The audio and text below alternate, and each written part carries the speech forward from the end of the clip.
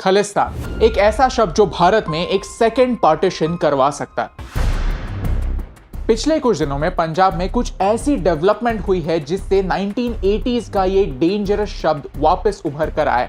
क्या है खालिस्तान? क्यों कुछ लोग सिखों के लिए एक अलग देश की मांग कर रहे हैं और इससे हमें क्या फर्क पड़ता है? आज का वीडियो हमारा आज तक का सबसे कंट्रोवर्शियल वीडियो हो सकता है, लेकिन ये वीडियो बनाना बहुत जरूरी है। वीडियो काफी इंटरेस्टिंग है और इस वीडियो के एंड में एक काफी इंपॉर्टेंट मैसेज है जो हर इंडियन तक पहुंचना जरूरी है। तो प्लीज इस वीडियो को शेयर करना ना भूलें। Chapter 1 what happened. हम ये वीडियो क्यों बना रहे हैं? क्योंकि पंजाब में पिछले कुछ हफ्तों में कुछ ऐसा हो रहा है जो हमें हमारे डार्क पास्ट की याद दिलाता है। ये है अमृतपाल सिंह। 6 महीने पहले आपने ये नाम सुना भी नहीं होगा, लेकिन आज ये इंसान पंजाब का एक बड़ा लीडर बनकर उभर रहा है, जिसे लोग भिंद्रानवाले 2.0 कहते हैं। दीप सिद्धू फार्मर्स प्रोटेस्ट के दौरान काफी कंट्रोवर्शियल फिगर बन चुके थे। उन्होंने वारिस पंजाब दे नाम का एक सोशल ऑर्गेनाइजेशन शुरू किया। दीप सिद्धू के डेथ के बाद अमृतपाल सिंह इस ऑर्गेनाइजेशन के हेड बन गए।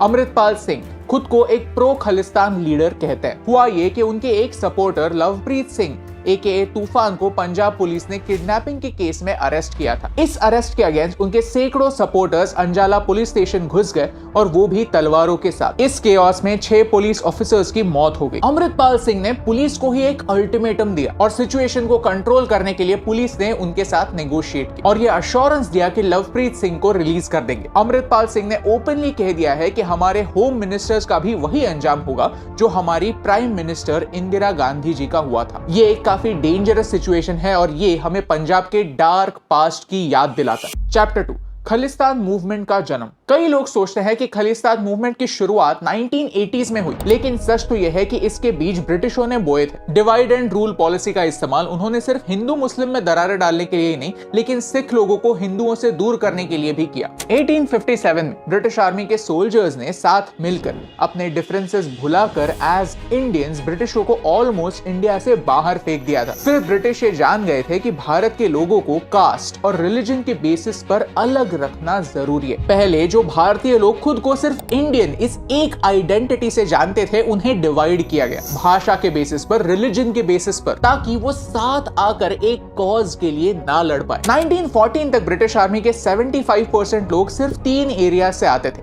नॉर्थ वेस्ट फ्रंटियर, पंजाब और नेपाल। भाषा के बेसिस पर होने वाला ये डिवीजन लोगों के मन में एक डर पैदा करता गया कि जो भाषा डोमिनेंट होगी वही भाषा बोलने वाले लोगों को बेहतर रिप्रेजेंटेशन मिलेगा, उन्हें ज्यादा हक होंगे। 1947 में आजाद भारत कैसा होगा, स्टेट्स किस बेसिस पर बनेंगे, ऐसे कई सवाल हमारे सामने थे। तब पंजाबी सूबा मूवमेंट ने एक पंजाबी स्पीकिंग स्टेट बनाने की मांग की।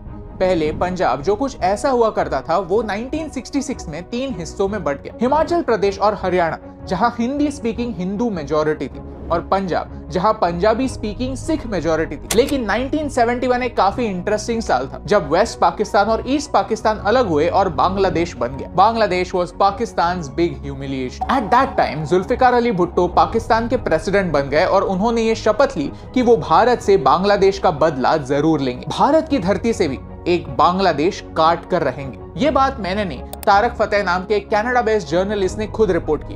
1971 में पहली बार खालिस्तान इस शब्द का इंटरनेशनली इस्तेमाल हुआ। न्यूयॉर्क टाइम्स की एक एडवर्टाइजमेंट। इंडियन इंटेलिजेंस ने यह रिपोर्ट किया कि ये एड वॉशिंगटन में पाकिस्तान की एम्बेसी ने ही दी थी। लेकिन लॉजिक क्या है? पाकिस्तान के लिए खालिस्तान स्ट्रेटेजिकली इंपॉर्टेंट क्यों है? पाकिस्तान के लिए खालिस्तान इंपॉर्टेंट है क्योंकि वो पाकिस्तान और भारत के बीच एक बफर का काम करता है। पाकिस्तान में आने वाली नदियां पंजाब से होकर गुजरती है, तो खालिस्तान से नेगोशिएट करना इंडिया से नेगोशिएट करने से ज्यादा आसान होगा, ऐसा पाकिस्तान को लगता है। प्लस ये पाकिस्तान के लिए एक विक्ट्री होगी क्योंकि भारत ने भी बांग्लादेश की मदद की। खालिस्तान मूवमेंट को पाकिस्तान सपोर्ट करता है, ऐसा बार बार इसीलिए लगता है क्योंकि जब भी आप खालिस्तान का मैप देखते हैं तो वो कभी भी पाकिस्तान साइड के पंजाब को उसमें इंक्लूड नहीं करते। चैप्टर 3 खालिस्तान मूवमेंट और वायलेंस। मीनवाइल इंडिया में क्या हो रहा था? पंजाब एक सेपरेट कॉन्स्टिट्यूशन की मांग कर रहा था। पाकिस्तान की इन्वॉल्वमेंट से पहले ही 1967 में अकाली दल ने जम्मू और कश्मीर के आर्टिकल 370 की तरह पंजाब के सिख लोगों के लिए भी स्पेशल स्टेटस की मांग रखी। 1973 में उन्होंने आनंदपुर साहिब रेजोल्यूशन पास किया जिसमें कई सोशो इकोनॉमिक रिफॉर्म्स के साथ साथ सिख सुप्रीमेसी की भी डिमांड थी। और तभी एक नया लीडर सामने आया,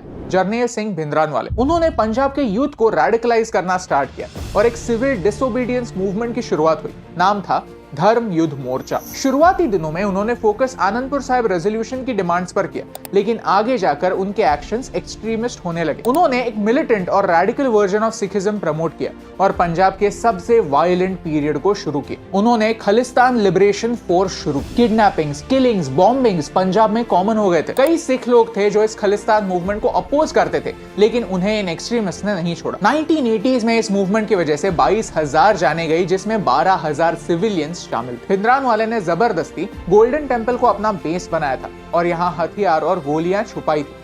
6 जून 1984 को हमारी प्राइम मिनिस्टर इंदिरा गांधी जी ने ऑपरेशन ब्लू स्टार कंडक्ट किया और इस आतंकवादी को मार गिराया, लेकिन इसमें कई सिविलियन कैजुअलिटीज भी हुई। कुछ एक्सपर्ट्स का मानना है कि टोटल कैजुअलिटीज 3,000 से भी ज्यादा थी। कुछ ही महीनों बाद इंदिरा गांधी जी को असैसिनेट कर दिया गया और इसके बाद नॉर्थ इंडिया में एंटी सिख राइट्स हुए। ऑफिशियल फिगर कहता है कि इन राइट्स में 3,500 जाने गई, लेकिन इंडिपेंडेंट रिसर्चर्स कहते हैं कि ये नंबर 8,000 से 17,000 इतना है। 2011 में ह्यूमन राइट्स वॉच ने यह रिपोर्ट किया कि भारत ने उन लोगों पर अभी तक एक्शन नहीं ली है जो इन राइट्स के लिए जिम्मेदार थे। हुआ ये कि इन टर्बुलेंट सालों में कई सिख लोग डिस्प्लेस हो गए। कई लोग भारत छोड़कर दूसरे देशों में बस गए और उन्हें ये विश्वास हो गया कि भारत में उन्हें जस्टिस नहीं मिलेगा। ये भारत के लिए एक बड़ी हार थी। आज ऐसे कई ऑर्गेनाइजेशंस हैं जो देश के बाहर से देश के अंदर लोगों को भड़का रहे हैं और सपोर्ट के नाम पर उन्हें खालिस्तानी सपोर्टर बनाने की कोशिश कर रहे हैं। उनका ऑब्जेक्टिव एक ही है कि खालिस्तान की मांग को रिवाइव करो। चैप्टर 4,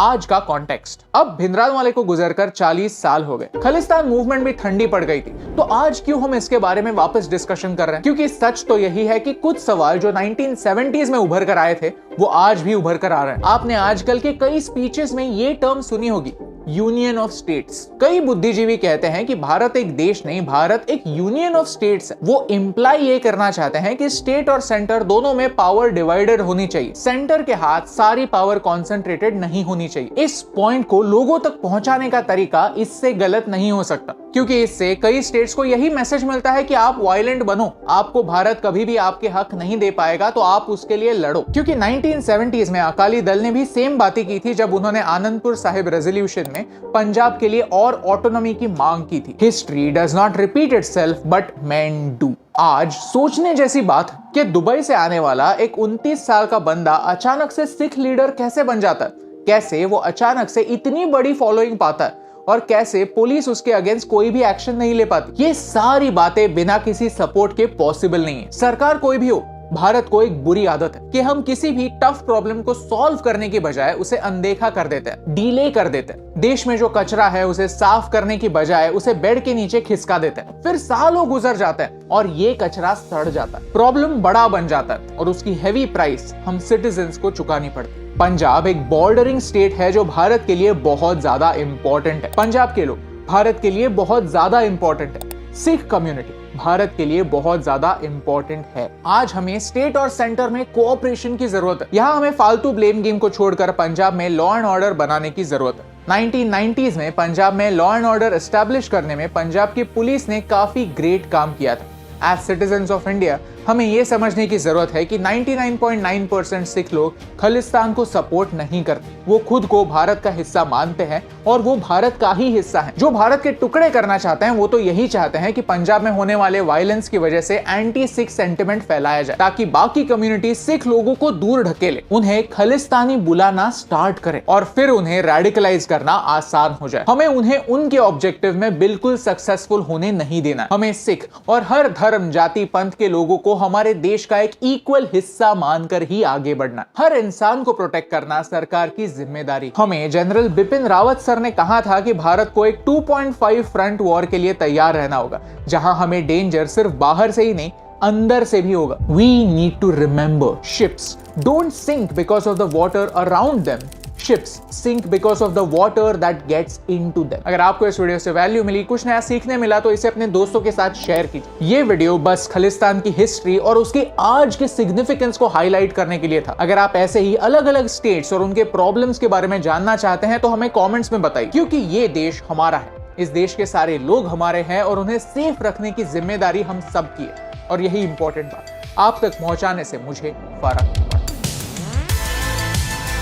Hey दोस्तों, thank you so much for watching this video till the end. अगर आपको ये वीडियो अच्छा लगा तो प्लीज वो लाइक बटन प्रेस करना ना भूलिए। ऐसे ही और वीडियोस देखने के लिए चैनल को सब्सक्राइब कीजिए। अगर एक न्यूक्लियर वॉर होती है तो क्या होगा, हमने इस वीडियो में एक्सप्लेन किया। चाइना पेट्रोल का इस्तेमाल कर रहा है भारत के अगेंस्ट एक स्ट्रैटेजी बनाने के लिए। कैसे, आप इस वीडियो में देख सकते हैं। Thank you so much for watching, क्योंकि आपके सपोर्ट से हमें फर्क पड़ता है।